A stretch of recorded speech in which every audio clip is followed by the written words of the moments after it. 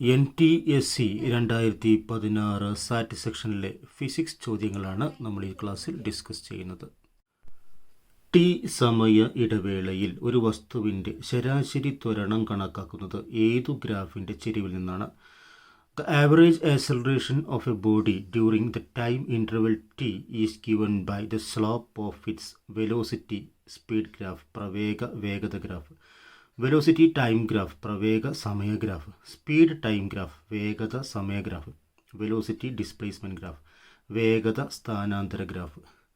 നമുക്കറിയാം ഗ്രാഫിൽ at time T നമ്മൾ ഡിസ്പ്ലേസ്മെൻറ്റ് കാണിക്കുകയാണെങ്കിൽ ടൈം ഡിസ്പ്ലേസ്മെൻറ്റ് ഗ്രാഫ് ഇങ്ങനെ പോവുകയാണെങ്കിൽ ദിസ് ഈസ് ഡിസ്പ്ലേസ്മെൻറ്റ്, ഈ ആക്സിസിൽ ഡിസ്പ്ലേസ്മെൻറ്റ് കാണിക്കുകയാണെങ്കിൽ സ്ലോപ്പ് എന്ന് പറയുന്നത് ദിസ് ലെങ്ത് ബൈ ദിസ് ലെങ്ത്തിനാണ് സ്ലോപ്പ് എന്ന് പറയും.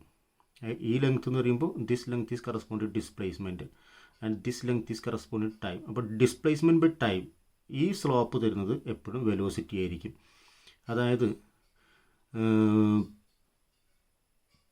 ടൈം ഡിസ്പ്ലേസ്മെൻറ്റ് ഗ്രാഫിൻ്റെ സ്ലോപ്പ് നമുക്ക് തരിക വെലോസിറ്റിയാണ്, അതായത് പ്രവേഗമാണ് തരിക. എന്നാൽ ഇത് നേരെ നമ്മൾ ഡിസ്പ്ലേസ്മെൻറ്റ് മാറ്റി വെലോസിറ്റി ആക്കിയാലോ, ഇത് വെലോസിറ്റി ടൈം ഗ്രാഫായി. അപ്പോൾ ഇവിടെ v/t ആണ് വരിക.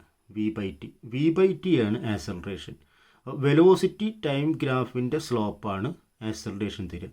വെലോസിറ്റി ടൈം ഗ്രാഫിൻ്റെ സ്ലോപ്പാണ് പ്രവേഗ സമയ ഗ്രാഫിൻ്റെ സ്ലോപ്പാണ് നമുക്ക് ആക്സലറേഷൻ കണക്കാക്കാൻ സഹായിക്കുന്നത്. വർത്തുളപാതയിലൂടെ സ്ഥിരവേഗതയിൽ ചലിച്ചു കൊണ്ടിരിക്കുന്ന ഒരു വസ്തുവിൽ അനുഭവപ്പെടുന്ന ബലം. An object moving at a constant speed in a circular path experiences a force which is in the direction of motion. വസ്തുവിൻ്റെ ചലന ദിശയിലാണ്.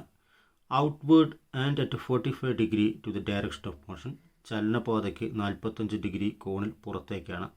Inwards and at right angles to the direction of motion. ചലനപാതയ്ക്ക് ലംബമായി അകത്തേക്കാണ്. Opposite to the direction of motion. ചലന ദിശയുടെ വിപരീത ദിശയിലാണ്. വർത്തുളപാത സർക്കുലർ പാത്തിലൂടെ വസ്തു മൂവ് ചെയ്തുകൊണ്ടിരിക്കുമ്പോൾ ഫോഴ്സ് അനുഭവപ്പെടുന്നത് ഏത് ദിശയിലാണ് എന്നാണ്. വർത്തുളപാതയിൽ ഫോഴ്സ് എക്സെപ്റ്റ് ടു ഇൻവേർഡ്സ് ഫോഴ്സാണ് നമ്മളതിനെ ഈ വർത്തുളപാതയിൽ എപ്പോഴും സഞ്ചരിച്ചു കൊണ്ടിരിക്കാൻ സഹായിക്കുക. അപ്പോൾ ഫോഴ്സ് എക്സെപ്റ്റ് ചെയ്യുന്ന എപ്പോഴും ഇൻവേർഡ്സ് ആയിരിക്കും, ഉള്ളിലേക്കായിരിക്കും. പിന്നീട് ഈ ഫോഴ്സ് ഇതിൻ്റെ ചലനപാത എപ്പോഴും എടുക്കുകയാണെങ്കിൽ ദറ്റ് ഈസ് എ പെർപെൻഡിക്കുലറിലായിരിക്കും ഇത് എക്സെപ്റ്റ് ചെയ്യുക. ഈ ചലനപാത എടുക്കുന്നതിൻ്റെ ഓരോ പോയിൻറ്റിലും ഈ റേഡിയസ് എന്ന് പറയുന്നത് ആ പെർപെൻഡിക്കുലർ ഡിസ്റ്റൻസിലാണ് ഇത് മൂവ് ചെയ്യുക. അപ്പോൾ ചലനപാതയ്ക്ക് ലംബമായി അകത്തേക്കാണ് എന്നുള്ളതാണ് ഈ answer. Inwards and right angles to the direction of motion എന്നുള്ളതാണ് കറക്റ്റ് ആൻസർ. ഒരു വാഹനത്തിന് ത്വരണം അനുഭവപ്പെടുന്നത് a vehicle will accelerate as long as. വായു പ്രതിരോധം ത്രസ്റ്റിനേക്കാൾ കൂടുതലാകുന്നത് വരെ. Air resistance is greater than the thrust. വായു പ്രതിരോധം അതിൻ്റെ ജഡത്വത്തേക്കാൾ കൂടുന്നത് വരെ. Air resistance is greater than the ഇനേഷ്യ. ത്രസ്റ്റ് വായു പ്രതിരോധത്തിൻ്റെയും ഘർഷണത്തിൻ്റെയും തുകയേക്കാൾ കൂടുതലാകും വരെ. Thrust is greater than the sum of air resistance and friction.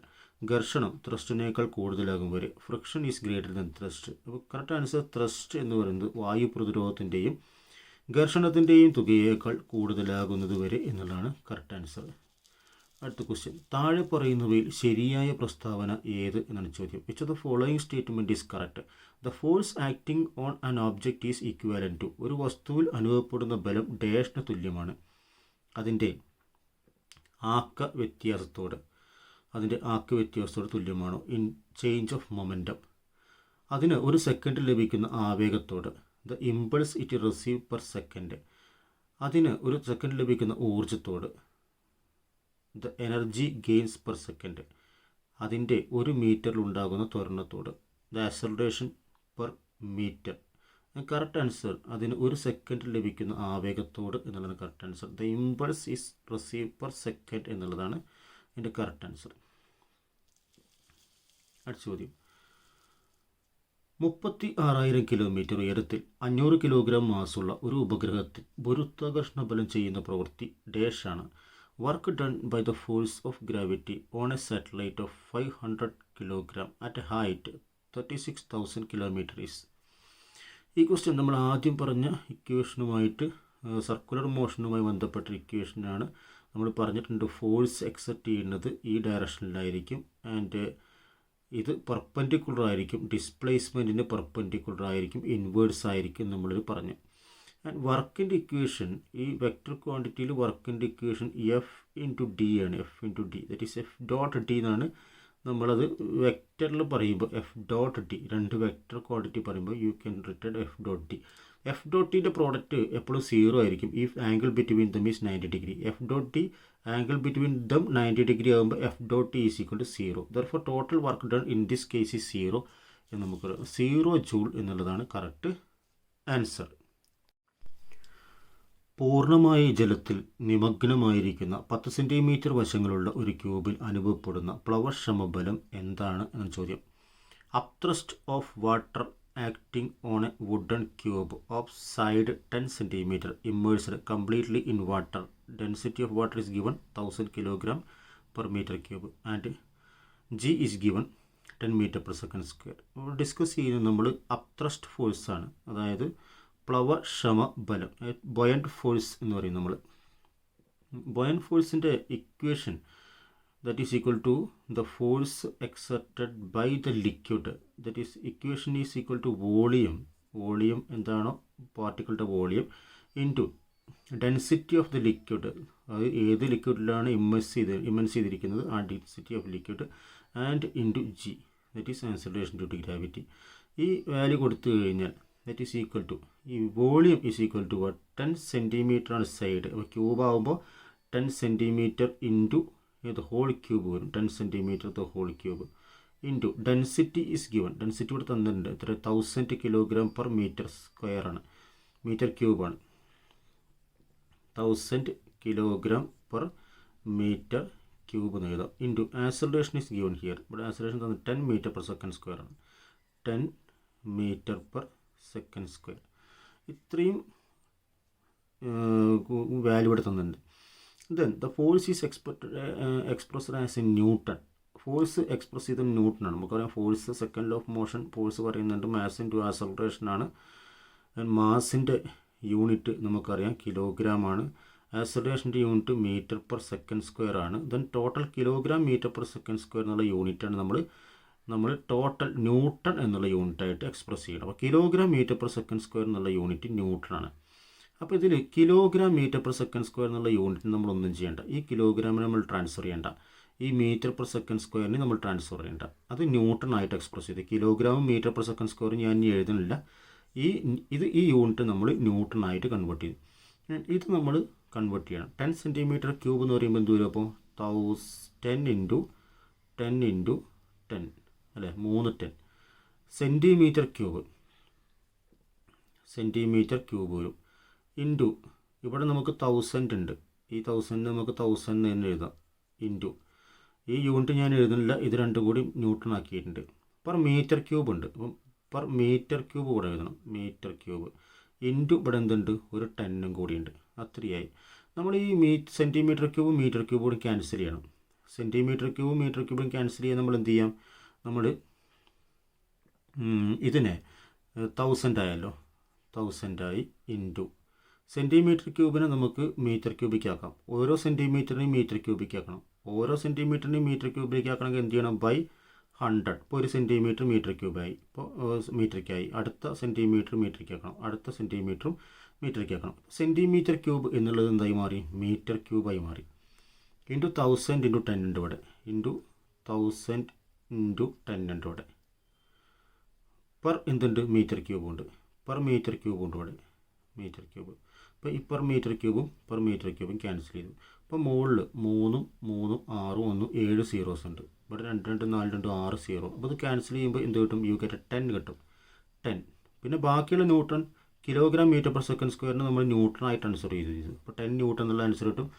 Correct answer is 10 newton എന്നുള്ള ആൻസർ കിട്ടും. അടുത്തത് 250 മീറ്റർ ഉയരമുള്ള ഒരു ഗോപുരത്തിൽ നിന്ന് നിർബാധം പതിക്കുന്ന 10 ന്യൂട്ടൺ ഭാരമുള്ള ഒരു കല്ലിന് ലഭിക്കുന്ന ഊർജം എന്താണ് എന്നാണ്. Energy transfer to a stone of weight 10 newton falling freely from the top of a tower at 250 metre height is about. ഇവിടെ നമുക്ക് കിട്ടുന്ന എനർജി എന്ന് പറയുമ്പോൾ നമുക്ക് potential energy is convert to kinetic energy. അപ്പോൾ ആ potential energy initial potential energy കണ്ടുപിടിച്ചാൽ നമ്മൾ പൊട്ടൻഷ്യൽ എനർജി കണ്ടുപിടിക്കാനുള്ള ഇക്വേഷൻ mgh ആണ്. It is mass into g. Mass into g ആണ് ഫോഴ്സ് എന്ന് പറയുന്നത്. നമ്മൾ നേരത്തെ പറഞ്ഞില്ല MA ഈക്വൽ ടു ഫോഴ്സ്, ഇവിടെയും പറഞ്ഞില്ല MA ഈക്വൽ ടു ഫോഴ്സ് ആണ്. അപ്പോൾ mg ഈക്വൽ ടു ആ എ ഇവിടെ ജി കോൺസ്റ്റൻ്റ് ആണ് 9.8 ആണെന്ന് മാത്രം. mg equal to force. അപ്പോൾ mg എന്നുള്ളതിനോട് നമ്മൾ എന്ത് കൊടുക്കാമെന്നൊരു 250 മീറ്റർ വരുന്നത് നിർബാധം പതിക്കുന്ന 10 ന്യൂട്ടൺ ഭാരമുള്ള 10 ആണ് mg ഇൻറ്റു എച്ച് എന്ന് പറയുന്നത് എന്താണ് നമ്മൾ 250 ആണ്. അപ്പോൾ that is equal to 250 into 10 2500 എന്ന് കിട്ടും. എനർജിയുടെ യൂണിറ്റ് നമുക്ക് ജൂൾ എഴുതാം. കറക്റ്റ് ആൻസർ 2500 ജൂൾ എന്ന് കിട്ടും. അടുത്ത് വായുവിലൂടെയുള്ള ശബ്ദപ്രവേഗത്തെ സ്വാധീനിക്കാത്ത ഘടകം ഏതാണ് എന്നാണ് ചോദ്യം. വായുവിലൂടെയുള്ള ശബ്ദപ്രവേഗത്തെ സ്വാധീനിക്കാത്ത ഘടകം നമുക്കറിയാം. ആർദ്രത സ്വാധീനിക്കും, ഡെൻസിറ്റി സ്വാധീനിക്കും, ഊഷ്മാവ് സ്വാധീനിക്കും. എന്നാൽ ശബ്ദത്തിൻ്റെ ആവൃത്തി മാത്രമാണ് ഇതിൽ ഈ ഡിപ്പെൻഡ് ചെയ്യാത്ത ഘടകം എന്ന് പറയുന്നത്. ഫ്രീക്വൻസി ഓഫ് സൗണ്ട് മാത്രമാണ്. ഹ്യൂമിഡിറ്റി, ഡെൻസിറ്റി, ടെമ്പറേച്ചറൊക്കെ ബാധിക്കും. ചൂട് കൂടുന്നതിനനുസരിച്ച് വേഗത, ശബ്ദത്തിൻ്റെ മാധ്യമത്തിലുള്ള വേഗത കൂടുകയും കുറയുകയും ചെയ്യും. അടുത്തത് പ്രേഷണം ചെയ്യപ്പെടാൻ ഒരു മാധ്യമം ആവശ്യമായ തരംഗങ്ങൾ അറിയപ്പെടുന്നത്. The waves that require a material medium for their propagation are matter waves ദ്രവ്യ തരംഗങ്ങൾ, ഇലക്ട്രോ മാഗ്നറ്റിക് വേവ്സ് വൈദ്യുത കാന്തിക തരംഗങ്ങൾ, കാരിയർ വേവ്സ് വാഹക തരംഗങ്ങൾ, മെക്കാനിക്കൽ വേവ്സ് യാന്ത്രിക തരംഗങ്ങൾ. കറക്റ്റ് ആൻസർ മീഡിയം ആവശ്യമുള്ള തരംഗങ്ങൾ യാന്ത്രിക തരംഗങ്ങളാണ്. ട്രാൻസ്ഫർ ചെയ്യാൻ മീഡിയം ആവശ്യമുള്ള തരംഗങ്ങൾ യാന്ത്രിക തരംഗങ്ങളാണ്, മെക്കാനിക്കൽ വേവ്സ് ആണ്. വൈദ്യുതകാന്തിക തരംഗങ്ങൾ എന്ന് പറയുമ്പോൾ മീഡിയം ആവശ്യമില്ലാത്ത തരംഗങ്ങളാണ് വൈദ്യുതകാന്തിക തരംഗങ്ങൾ. ഇതിൽ ലൈറ്റ് ഒരു ഉദാഹരണമാണ്. ഇതിന് വൈദ്യുതകാന്തിക തരംഗത്തിന് ഉദാഹരണമാണ്. ലൈറ്റിന് മീഡിയം ആവശ്യമില്ല. എന്നാൽ യാന്ത്രിക തരംഗമാണ് സൗണ്ട് ഒരു മെക്കാനിക്കൽ വേവാണ്. സൗണ്ടിന് നമുക്ക് എന്ത് ചെയ്യണം? മീഡിയം ആവശ്യമുണ്ട്. ശൂന്യതയിലൂടെ സൗണ്ടിന് പ്രേഷണം ചെയ്യാൻ കഴിയില്ല എന്ന് മനസ്സിലാക്കി വയ്ക്കുക. 40 വാട്ട് പവറുള്ള ഒരു വൈദ്യുത ബൾബ് 1 മണിക്കൂറിൽ ഉൽപ്പാദിപ്പിക്കുന്ന താപം എത്രയാണെന്ന് ചോദ്യം. How much heat does 40 watt bulb generate 1 hour എന്നാണുള്ള ക്വസ്റ്റ്യൻ. നമുക്ക് H=I²RT എന്നുള്ള ഇക്വേഷൻ ഉണ്ട്. Produce of heat H=I²RT. Joule law പ്രകാരം ഹീറ്റ് I²RT ആണ്. എന്നാൽ പവറിൻ്റെ ഇക്വേഷൻ എന്ന് പറയുന്നത് I²R ആണ്. യൂണിറ്റ് ടൈമിലുള്ള ഹീറ്റാണ് പവർ എന്ന് പറയുന്നത്. യൂണിറ്റ് ടൈമിലുള്ള ഹീറ്റിനാണ് പവർ എന്ന് പറയുന്നത്. പവറിൻ്റെ ഇക്വേഷൻ എന്താണ്? I²RT/T ആണ്. അപ്പോൾ I²R വരും. അപ്പോൾ പവറിന് എന്ത് ചെയ്താൽ മതി? H കാണാൻ പവറിന് എന്ത് ചെയ്താൽ മതി? ടൈം കൊണ്ട് ഗുണിച്ചാൽ മതി. പവറിന് ടൈം കൊണ്ട് ഗുണിച്ചാൽ നമുക്ക് ഹീറ്റ് കിട്ടും. Then power is here what? 40 വാട്ടാണ് power into time is here what? 1 മണിക്കൂറാണ്. മണിക്കൂർ എന്ന് പറയുന്നത് സെക്കൻഡിലേക്ക് ട്രാൻസ്ഫർ ചെയ്യണം. അപ്പോൾ നമുക്ക് ഇവിടെ 3600 സെക്കൻഡ് എന്ന് കിട്ടും. 3600 × 40 ആണ്. അപ്പോൾ മൾട്ടിപ്ലൈ ചെയ്യുമ്പോൾ നമുക്ക് 1,44,000 എന്നുള്ള ആൻസർ കിട്ടും. 1,44,000 ഇത് മൾട്ടി ചെയ്യുമ്പോൾ നമുക്ക് കിട്ടും 1,44,000 ജൂൾ എന്നുള്ള കറക്റ്റ് ആൻസർ നമുക്ക് കിട്ടും. അടുത്ത ക്വസ്റ്റ്യൻ 220 വോൾട്ട് സ്രോതസ്സുമായി ശ്രേണി രീതിയിൽ ഘടിപ്പിച്ചിട്ടുള്ള 40 വാട്ട്, 60 വാട്ട്, 100 വാട്ട് എന്നീ പവറുള്ള ബൾബുകളിൽ കൂടിയ തീവ്രതയിൽ പ്രകാശിക്കുന്ന ബൾബ് ഏത് എന്നാണ് ചോദ്യം. 3 bulbs are rated 40 watt, 60 watt and 100 watt. Which bulb will glow brightly if they are connected series across 220 volt source? ഇതിൽ ഏറ്റവും കൂടുതൽ പ്രകാശം പ്രവർത്തിക്കുക ബൾബ് കൂടുതൽ തീവ്രതയെ പ്രകാശിക്കുക 40 വാട്ട് ബൾബാണ്. ഈ വാട്ട് കുറഞ്ഞ ബൾബാണ് ഇതിൽ ഏറ്റവും കൂടുതൽ നന്നായിട്ട് പ്രകാശിക്കുക. മ്യൂച്വൽ ഇൻഡക്ഷൻ ഉപയോഗപ്പെടുത്തിയിരിക്കുന്ന ഉപകരണം ഏതാണ്? A device which use the phenomena of mutual induction. AC ജനറേറ്ററാണോ, DC ജനറേറ്ററാണോ, ഇൻഡക്ഷൻ കോയിലാണോ, ട്രാൻസ്ഫോർമറാണോ എന്നുള്ളതാണ്. AC ജനറേറ്ററും DC ജനറേറ്ററും ഒക്കെ ഇലക്ട്രോ മാഗ്നറ്റിക് ഇൻഡക്ഷനാണ്. ഇലക്ട്രോ മാഗ്നറ്റിക് ഇൻഡക്ഷൻ വൈദ്യുത കാന്തിക പ്രേരണ ഉപയോഗിച്ച് പ്രവർത്തിക്കുന്നതാണ്. മ്യൂച്വൽ ഇൻഡക്ഷൻ എന്ന് പറഞ്ഞാൽ എന്താണ്? ഒരു സർക്യൂട്ടിൽ ഇവിടെ ഉണ്ടാകുന്ന കറണ്ട് അതിൻ്റെ നമ്പർ ഓഫ് ടേൺസ് മാറി മ്യൂച്വലായിട്ട് ഇൻഡക്ഷൻ ഇവിടുന്ന് കണക്ഷനൊന്നും ഇല്ലാതെ തന്നെ ഇതിലേക്ക് ട്രാൻസ്ഫർ ചെയ്യുന്നതാണ് മാഗ്നറ്റ് ഉപയോഗിച്ചുകൊണ്ട്.